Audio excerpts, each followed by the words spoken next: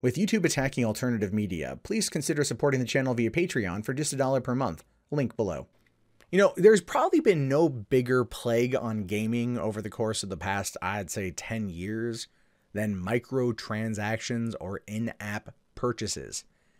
Clearly, the mobile gaming market has popularized this lecherous practice that no one likes, except for the 1 or 2 or 3 people that they call whales, because that's the truth of it. The truth of it is the average person, probably you and me, never purchase microtransactions, and the developers, they know that. They only care about the whales that go out there and drop the serious green, laying down that money to get those things, those items in game so they can have the upper hand or just continue playing Candy Crush. Anyway, they're horrible. No one likes them. And now at least the ESRB, after, I don't know, probably over about a decade, I feel like, right, are finally stepping up to do something about it, at least in terms of games that are rated by the ESRB, i.e. nothing on mobile. Not everything on mobile, at least. Now, it says here that the Entertainment Sophomore Rating Board, or the ESRB, has disclosed on Twitter that games in the near future might have to sport a label or an interactive label on it, whether it be a physical copy or a game or a digital copy, indicating that it contains in-app purchases. This label will be included on games if they sport DLC, microtransactions, MTX models, real-world currency to be converted for in-game content, and so on. And listen, I'm 150% behind this. 150% behind this. Probably more like 200, 1,000%, 1,000,000% behind this. Because as much as when it comes to these things, especially microtransactions, I do put it on people to be aware of what they're getting themselves into. Parents don't always read these things, and kids can spend some serious green. And so now if it's on the package or if it's in the game, it's made abundantly clear, parents have a better way of understanding. And as much as I don't want to absolve them from their previous screw-ups, yeah, it's something I'm still glad is there, because then they can't do that whole plausible deniability nonsense. Now, as noted above, this news comes in courtesy of the official ESRB Twitter account. Information of gamers taking a stand against loot boxes and MTX models was said to be heard by the ESRB, thus creating a step forward to forewarn parents and others out of the loop about the current situation going on with games not having a boilerplate regarding the live service model, which is good. Now, personally, I still think that loot boxes ultimately boil down to same thing as microtransactions, and they're, they're pretty much optional. They're there, but like I said, the average person, me, you, don't buy them. It's really like the whales that do, and the rest of us have to suffer because somebody is greedy, rich, not greedy, but rich and lazy, I would say. So in addition to parents who have no idea what the MTX models are and others who happen to be out of the loop, you can visit ESRB.org and watch this video to catch up, which we're not going to watch, but you can kind of see here that it says the controls in your hands and gives you the idea that they're kind of putting it back on the parents, which is good. Now it says, now that you have an idea what the MTX service models happen to be, or if you already know, you can read the whole new notice at the Entertainment Software Rating Board released via Twitter. And this is what the ESRB letter says. You may have noticed that we've been a little quiet on the topic of in-game purchases and loot boxes, but we've been listening. In fact, we've absorbed every tweet, email, Facebook post, and singing telegram sent our way. And we've been working to develop a sensible approach to let gamers and parents know when game offers the option to purchase additional content. Starting soon, the ESRB will begin assigning a brand new label to physical games in-game purchases. This label, or as we call it, interactive element, will appear on boxes and wherever those games can be downloaded. For all games that offer the ability to purchase digital goods or premiums with real-world currency.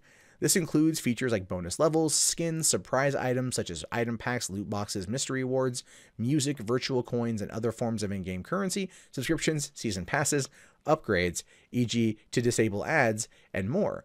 We're also launching a new website, parentaltools.org, to help raise awareness of the helpful tools that parents can use to manage the amount of time or money those crafty kids spend playing games. This is the first step of many. We'll continue to discuss how to further enhance our rating system with publishers, developers, gamers, especially parents, and we'll continue to make adjustments as the need arises. Thank you all for your patience on this and your love for the games we rate. Now, here's the thing. Again, I'm on board with this. I'm totally on board with this. And I like that they are going to be focusing a bit of it too on mobile. But like I said before, not every game that comes out is going to have an ESRB rating, right? Because not everyone's going to want to submit to the ESRB, and not everyone has to, right? Remember the Flappy Bird craze from a couple years ago? That guy made like 50 grand a day in advertisements on that game. It was like 60 lines of code or something. The dude was just making serious freaking green. So the point is like, that wouldn't apply to him.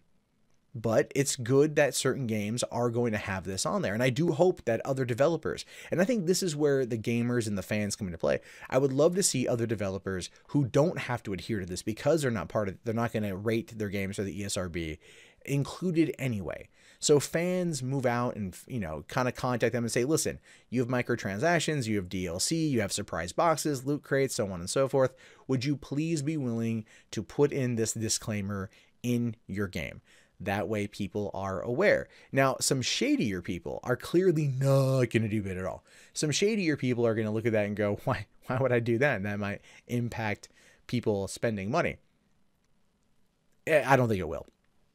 If I'm being honest, I do not think it will impact them in the way that they think it will impact them. And the reason why I say that simply is because it won't. People that are going to spend money, those whales, are going to do it. Like, people who are going to buy DLC or buy season passes, they're probably already going to buy them. They probably already know about them based upon reporting and enthusiast press coverage and things like that. They're not going to look, they know what they want going into it. But when it comes to like the kids that are playing the games, the kids that are playing, like FIFA or I don't know, other kind of sports games where microtransactions are involved, or you have a season pass or you have a subscription model, especially on mobile games like Candy Crush, where, if you want to progress to the next level, you better go talk about it on Facebook, or you'd better go purchase this, or blah, blah, blah, blah, blah, blah, blah.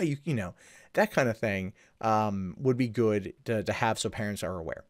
Because I think in some cases, a lot of parents do kind of share these games with their kids, but maybe they're not fully aware because they look at it and they think, oh, I wouldn't purchase it, so my kid wouldn't purchase it. But then, no, not a year goes by where you don't hear a story about a kid who ends up spending like $3-4 grand on a game in in-app purchases. And then the dad complains it gets the money back and it becomes a news story, right? Like, it's, to cut down on that sort of thing would even be good too. So I would very much like to see this hit every single game.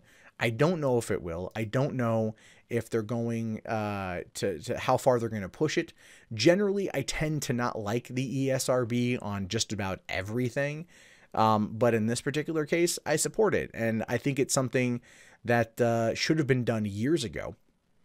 I don't see why they waited until now. Like they said, oh, you may notice that we've been a little quiet. You've been a little quiet on this issue for the better part of a decade, knowing damn well that these problems have come out, knowing damn well that these problems have permeated, knowing damn well that Battlefield 2 or Battlefront 2 is a thing, and that its controversy is a thing, and that it directly impacted EA's bottom line through their stock price for a brief period of time.